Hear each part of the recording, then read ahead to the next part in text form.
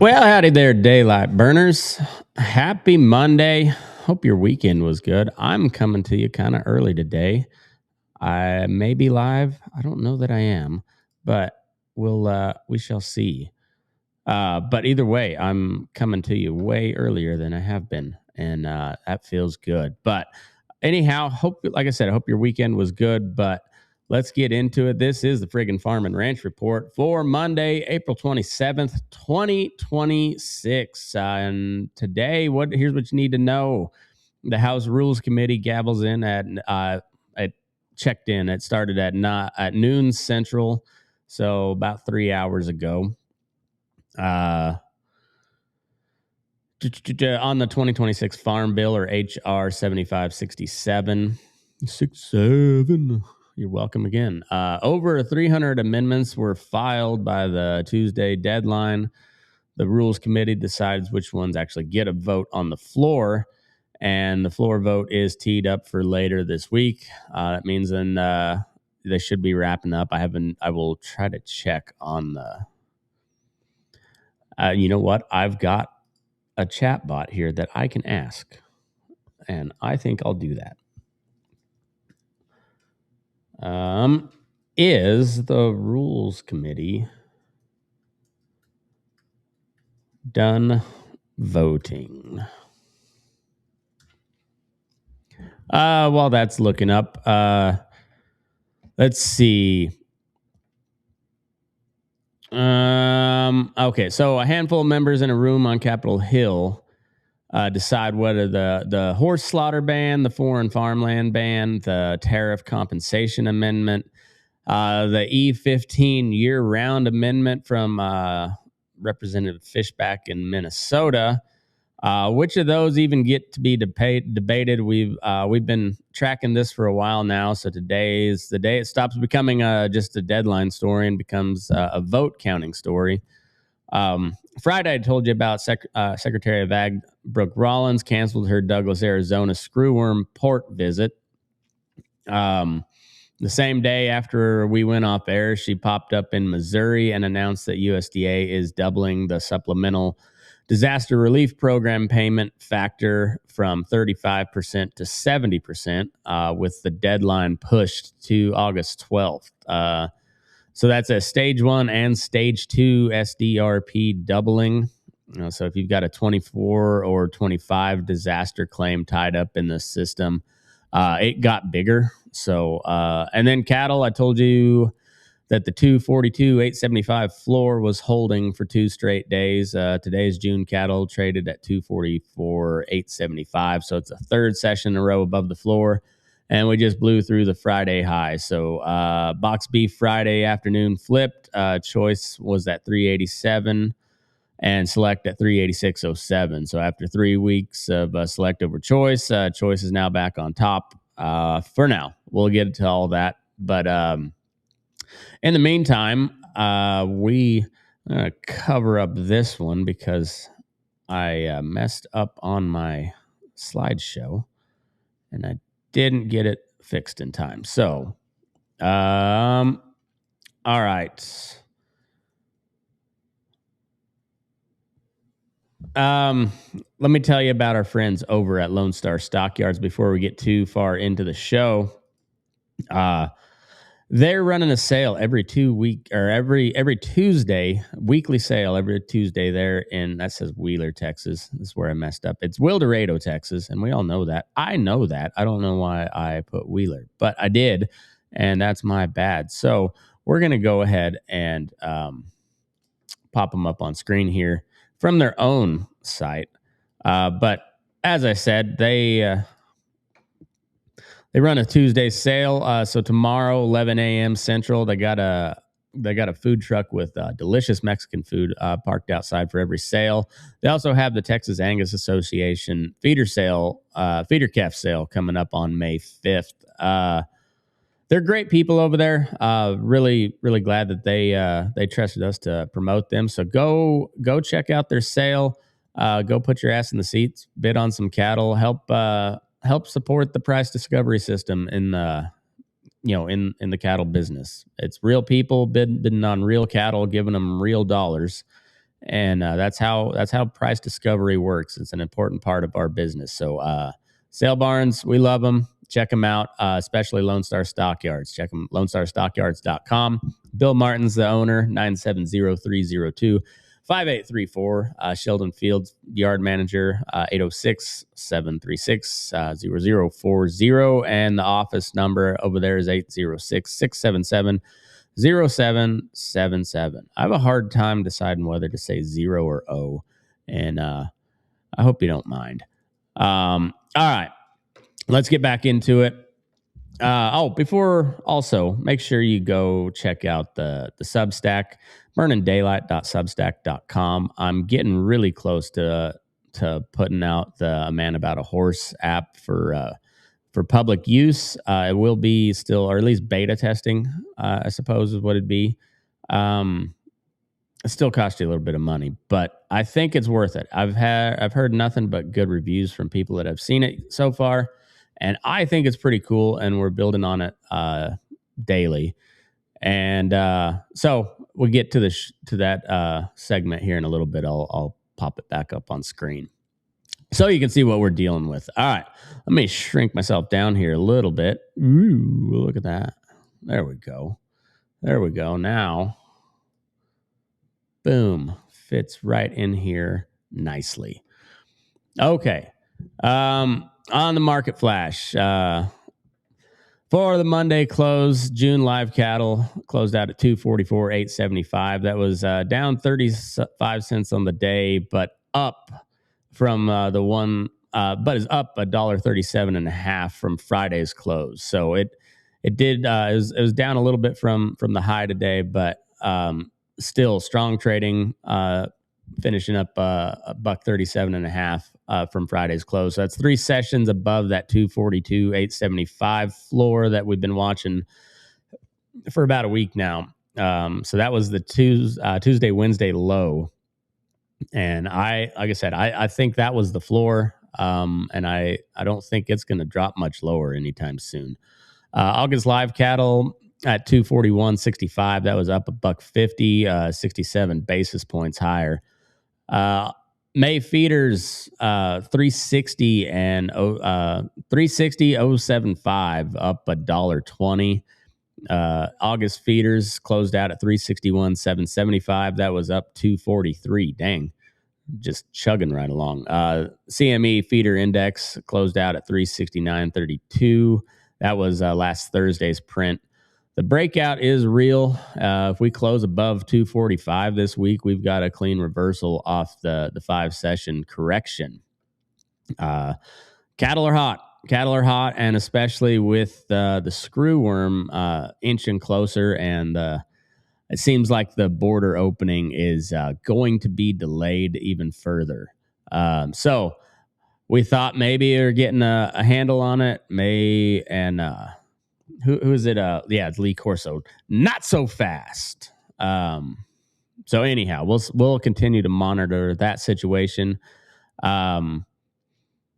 So this would be about the time when we'd be receiving Mexican cattle. When I was we put 45 days on them. About is that right? Yeah, it was middle of April we'd receive them, and then by June 1st they were pretty well all off to grass up in California.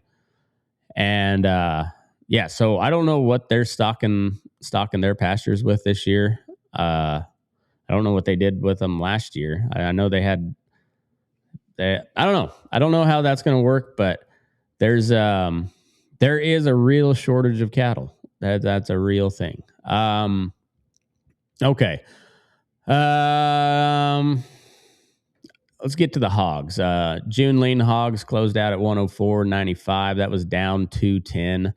So about almost a 2% loss after 4 straight days of being in the green. So it's a little bit of profit taking after a strong week is kind of how I read that. On the grains, May corn was 457.5. That was up 2.5 cents. That was 5 straight days up. So still bullish on the corn. May beans are at 11.67 1/4. So it's up 3.5 cents. Chicago wheat, May Chicago wheat's 6.18. That's up 9 3/4 cents. So that's a big move. Kansas City May hard red winter at 6.59, down 7 3/4 cents from Friday. The wheat split is normal divergence on different supply pictures. So on the energy side, West Texas crude's back up 96.18. That's up $1.78, and another almost 2% on top of last week's volatility. On the Brent index, June is up to 107.04.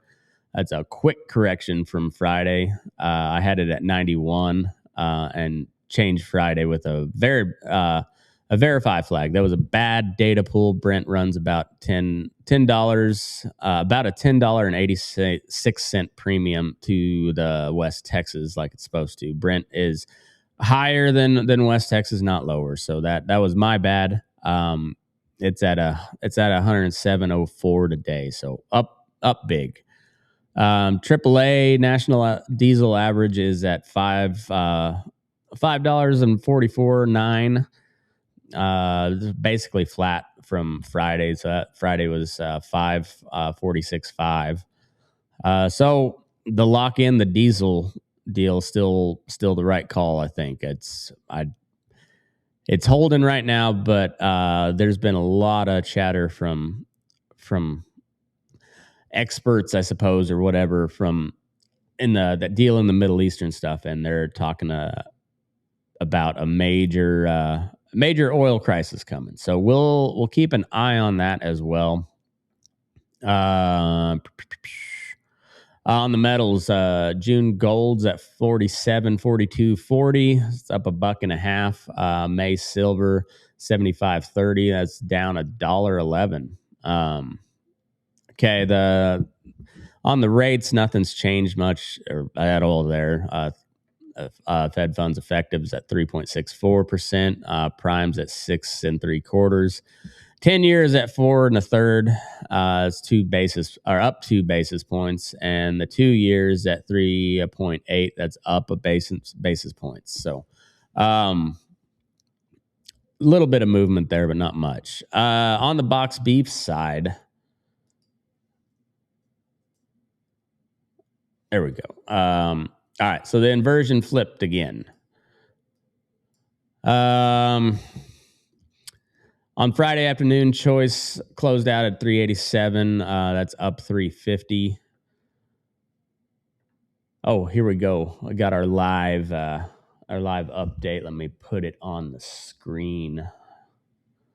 How do I do that? There we go. Boom.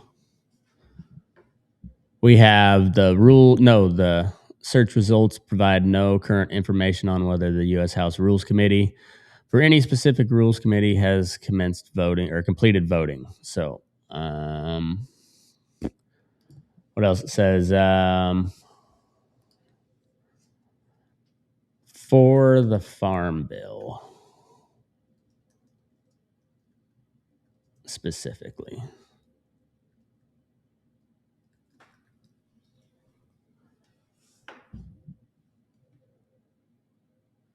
I'm going to remove.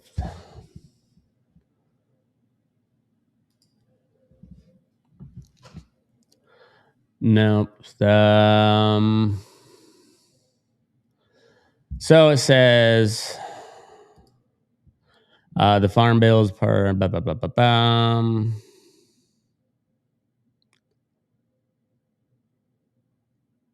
Nothing new. I'll have to check on that here in a minute. All right.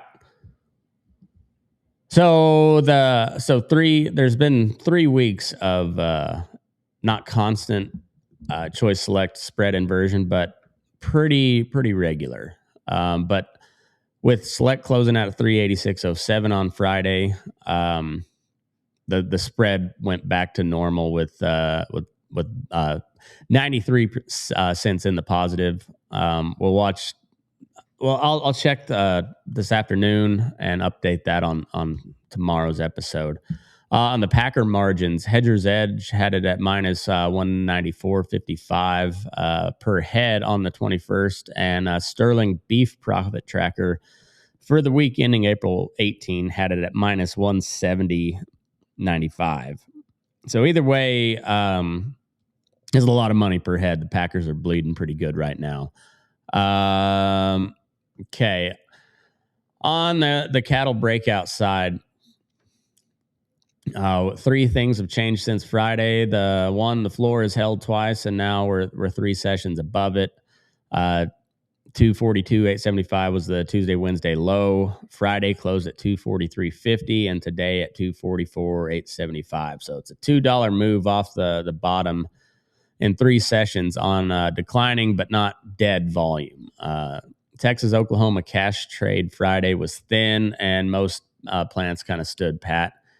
If cash confirms this week with 250 plus, we've called the bottom on the air. So we'll see how that looks. The box beef inversion broke. Choice up 350 to 387. Select up 349 to 386.07. Choice back on top by 93 cents. So whatever switched on Friday, if it was demand pulling choice middle meats for grilling weather, or if the end loaders were cleaning out cheap select stock. We want to see if the spread widens back up this week, or if it narrows, or if it inverts again. I don't think we can call the inversion dead until we see maybe Tuesday, Wednesday afternoon what they're printing at. Okay, and third, this is the structural number that actually matters. The USDA cattle on feed report, April 17th. We covered it when it right after it dropped, but I'm put it back in your minds for context. The April 1 inventory was at 11.6 million head, down 1% from a year ago. The March placements were at 1.71 million. That was down 7% from a year ago, and that's the second lowest March placement since 1996. The marketings for March were 1.63 million. That was down 6% from a year ago. And what that means is the feedlots can't get cattle in. The supply curve we've been talking about for weeks isn't just a theory. It's all there in that cattle on feed report. There's a structural floor under the futures market, and that floor is being built on a real tight cattle supply. Okay, and then on the sale barn side, where are we at?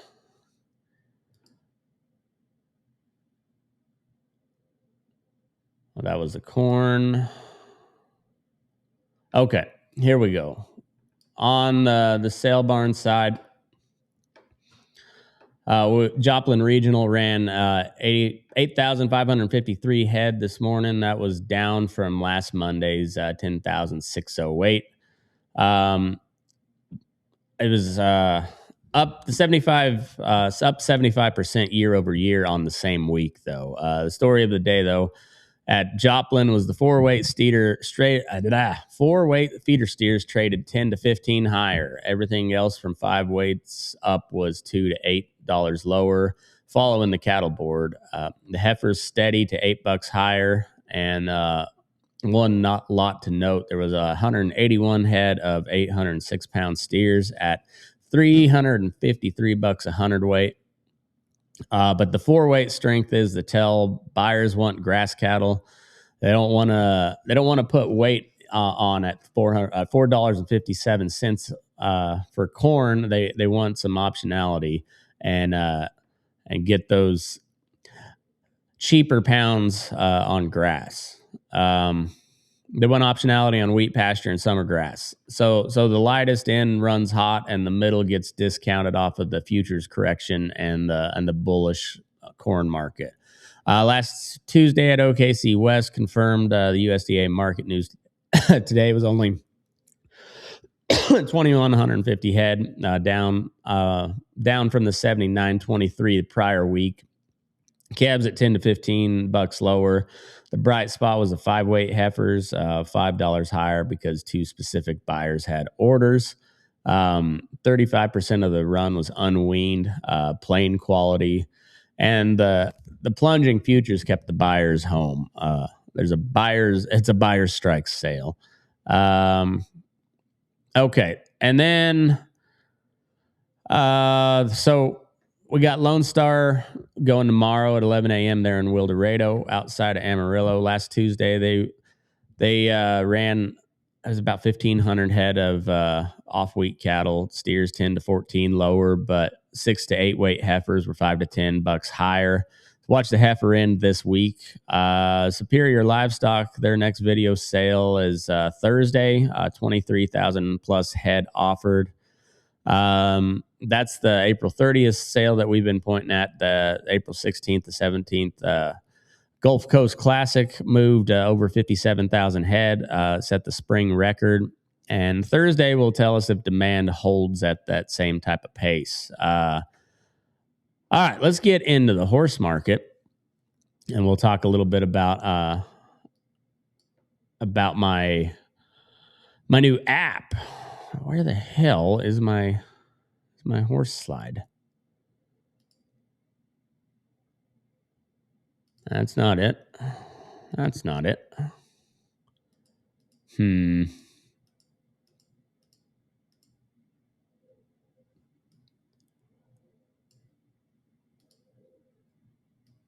Okay, so there we go. It's there. Found it. Okay. Horse side. Okay, on the quarter horse side, the NCHA Super Stakes wrapped on April 13th in Fort Worth. We talked about that. 4-year-old Open Classic champion Redden Miles was ridden by Michael Cooper. Brought $77,514 on that paycheck. The 5 to 6 year old Open champion LBR Hang'em picked up the Open Chrome cash bonus of $7,722 for solo select horses. And the NRCHA Celebration of Champions in Fort Worth, Darby Callahan won the non-pro 2 reign on Bet He's All That with $435.5. That was a $4,564 paycheck. On the Lone Star Spring Catalog sale, just to recap that again, they moved 130 plus head, and the top seller was JD Panhandle's JD Panhandle Rebel at $24,500. The Heritage Place Winter Mixed Sale averaged $21,106 with an 85% clearance rate. The top horse was Holy Guacamole, and he sold for $300,000 to Dunn Ranch. Okay, now we're back on track. On the inputs, the crude's back up. West Texas June contracts at 96.18. That's up $1.78. Almost a 1.89% gain on top of the volatility last week. Tuesday and Wednesday we saw a 92, then we saw a 90, it spiked to $96 on the Hormuz news, and then Friday it pulled back to 94.83, and today back up to 96. The trend is up. The Brent June contract's at 107.04, up pretty big. Diesel down slightly, but basically flat at 544.9 a gallon. The EIA last Wednesday for the week ending April 17th, crude inventory built 1.9 million barrels, and the market expected a 1.2 million draw. Gasoline drew 4.6 million, and distillates another 3.4. Crude builds, products draw. That's the economic activity drawing inventory, while imports backfill the crude. EIA on Wednesday this week is going. That report's going to matter. The Hormuz war risk insurance, and this is the number to land. The premium spiked from 0.25% of whole value to as high as 10% in late February. They've settled to somewhere in the 2 to 6% range. But on a $200 million tanker, that's up to $12 million in extra insurance per transit. We talked Friday about the $1 million per transit at 1 to 1.5%. But those numbers are right for normal traffic, but the $12 million number is the worst case for a fully insured super tanker right now. Regardless of that, somebody pays, either consumers at the diesel pump or the refiners eating the squeeze, and they're not going to do that. They're going to pass it on to you because they know you'll pay for it, because we don't have much other choice. So anyways, get your diesel while it's not as high, I guess. All right. The U.S. Navy seized the Majestic X tanker overnight on April 23rd in the Indian Ocean. This was the third vessels that we have seized in the blockade strategy, including the Tiffany and the Tuska. The Majestic X was carrying Iranian oil. It was sanctioned, and it was flying a stateless flag. The pressure on side is escalating and not de-escalating. I believe that tanker was originally an Indian ship, and I've not seen a response from them about it yet. So we'll continue to watch that. All right, on the war reel, we'll keep it pretty quick because, like I said, there's not a ton new going on there. But the U.S. seized the super tanker, sanctioned super tanker that was transporting Iranian oil. It's the third time in this blockade. The IRGC formally claimed the MSC Francesca and Epaminondas seizures earlier. The Trump ceasefire indefinitely extended at Pakistan's request on April 21st. India has not responded publicly to the Majestic X seizure yet. But insurance premiums have been the real story, going back to the input section. But that's it. There's no major domestic war news. Iran's the only theater that matters really today, and it matters mostly for the crude and the fertilizer, and then, mostly the crude and the fertilizer, but that trickles down to pretty much everything else. So, all right, we'll wrap that part, and we'll get to some domestic ag news. Rural America news. So there's 3 stories that you probably don't see on any of the network news. Number 1, the United Healthcare prior authorization deadline is today. The United Healthcare set April 26th yesterday as the deadline for the commercial plan negotiations with rural hospitals. Failure to reach an agreement could force up to 50,000 rural patients out of network. We don't have a final outcome as of the airtime. As of airtime, so contact your local critical access if you're in their commercial plan. The network status of this morning is the question. A backstory on that. So Friday we noted that United Healthcare was exempting roughly 1,500 rural hospitals from prior authorization for Medicare patients, but that's separate from this commercial plan negotiations. Two different fights. The Medicare relief is softening. Today's deadline is a harder business negotiation for sure. The second one is Twin Valley Broadband in Kansas. It's a $12.3 million investment.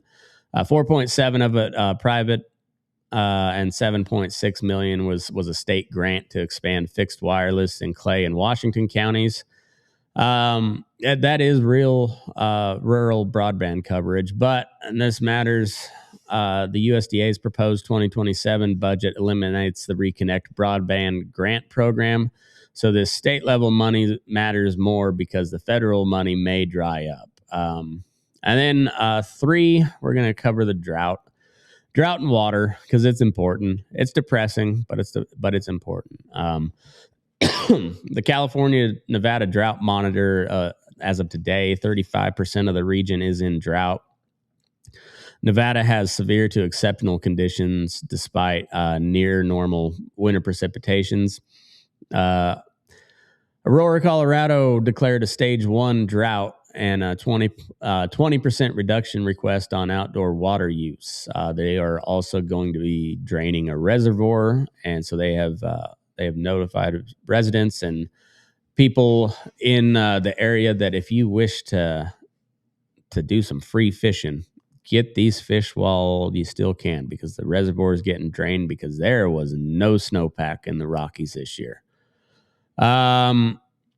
Okay. The Imperial Irrigation District in California is paying $300 per acre foot to fallow alfalfa and grass to conserve the Colorado River water. So if you're hay buying out west, watch that IID program. That's going to be pulling a lot of alfalfa out of supply. A real quick mention, Georgia FFA elected Ramaya Stevens as state president at their convention this past weekend. Congratulations. I don't know if that's a boy or a girl. Not sure, not familiar with that name. So anyway, congratulations to them. All right. On the policy and the macro side of things, the Farm Bill Rules Committee convened at 12 noon Central, 1 p.m. Eastern. Over 300 amendments filed by the Tuesday deadline. Floor vote teed up for later this week. We'll watch which amendments get a vote or get a rule. The horse slaughter ban was House Amendment 24. The foreign farmland ban, House Amendment 26. Tariff compensation, House Amendment 111, and Fishback's E15 year-round RFS reform. Those are all. Those are the 4 that I'm really looking at today. So I will check once again. Has the House Rules Committee finished voting on the Farm Bill?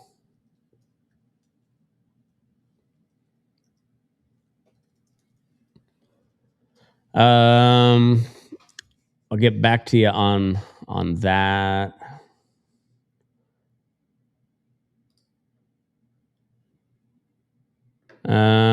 The House, they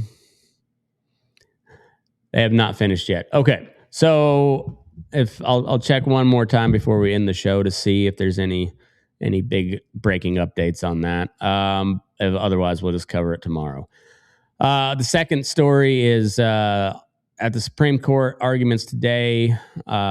They were today at 10 a.m. Eastern. So that was early this morning. I have not had a chance to look in on that, but it was Monsanto versus Durnell. The glyphosate Roundup labeling. The question: does FIFRA, federal pesticide labeling, preempt state failure to warn claims? This is the Bayo Monsanto bellwether. A win for Monsanto, and the state court Roundup verdicts get a ceiling. Lose, and the floodgates will open. Decision is likely in late June. Today's argument tone is the leading indicator, so I will make sure to update us tomorrow on how those arguments went. On the third story that we're covering today, the DOJ and the Big Four Packer antitrust probe. We're going to check on it weekly until it really starts to break. But the grand jury convened on April 20th. There is no named target as of this morning. South Dakota stock growers were invited to submit written testimony to the Senate Ag Committee, and that's the only material movement as of yet. So as of right now, we'll just keep a weekly cadence with it. So we'll update you next week, Monday, May 4th. All right, let's close this bitch out.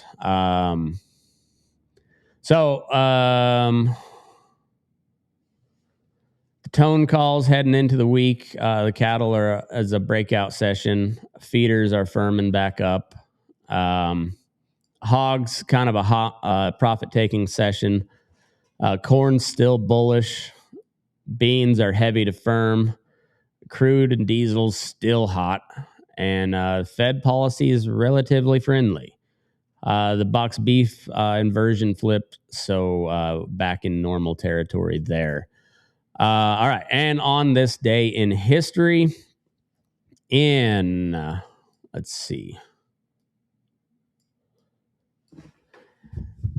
On this day, April 27th, 1947, Babe Ruth Day at Yankee Stadium. 58,000 fans turned out for the Babe's first appearance after his cancer diagnosis. That's a lot of people. 58,000, and I was lucky enough to be able to go to old Yankee Stadium. I haven't been to the new one yet. But the old Yankee Stadium, I mean, that was like a shrine. It was so cool. But 58,000 people there. That's I don't know how many it was there when we went, but it was not that. Probably 30 something thousand, if I had to guess. That's kind of your standard for the big franchises on a daily basis. All right. In April 27th, 1791, Samuel Morse was born. He later went on to invent the telegraph, and we are still using the Morse code. However, not all that frequently, but if you know that SOS, it's a universal distress signal. Still used today, and so kind of cool. Almost 2 years later, some communication standards stick. On the sports side, we got NBA playoffs tonight. We got NHL playoffs tonight.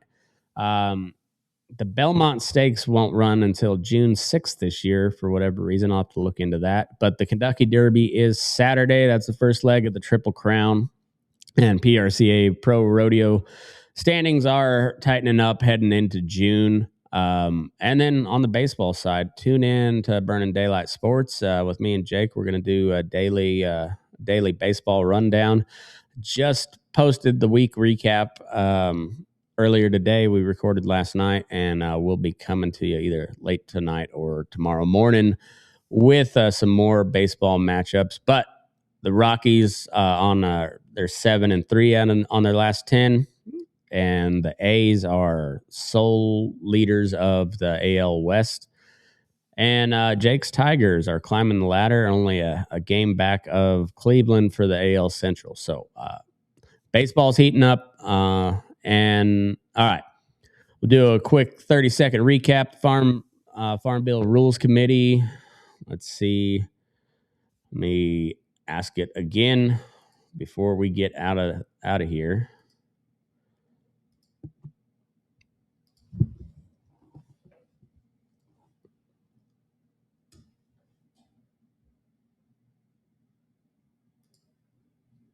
No, they have not finished voting yet, so that's still going on. Cattle broke out. June live cattle closed at 244,875. The third session above that 244,875 floor that we've talked about. The box beef inversion flipped on Friday. Joplin Regional sold 8,553 head with four weights running 10 to 15 bucks higher. SCOTUS heard Monsanto versus Durrell this morning, and the United Healthcare prior authorization commercial plan deadline was yesterday. So call your hospital if that affects you. Crude, West Texas crude's at 96.18 a barrel. Diesel's at 544.9 a gallon. Lock your diesel in now before it climbs even higher. But that's your Monday report. It's Farm Bill Week, and this has been the Friggin' Farm and Ranch Report for Monday, April 27th, 2026. Stay safe out there. Pray for rain. Unless you got too much rain, then pray to send it somewhere else that needs it. And pray for the troops. And don't let your butt crack. Now move your ass. We're burning daylight.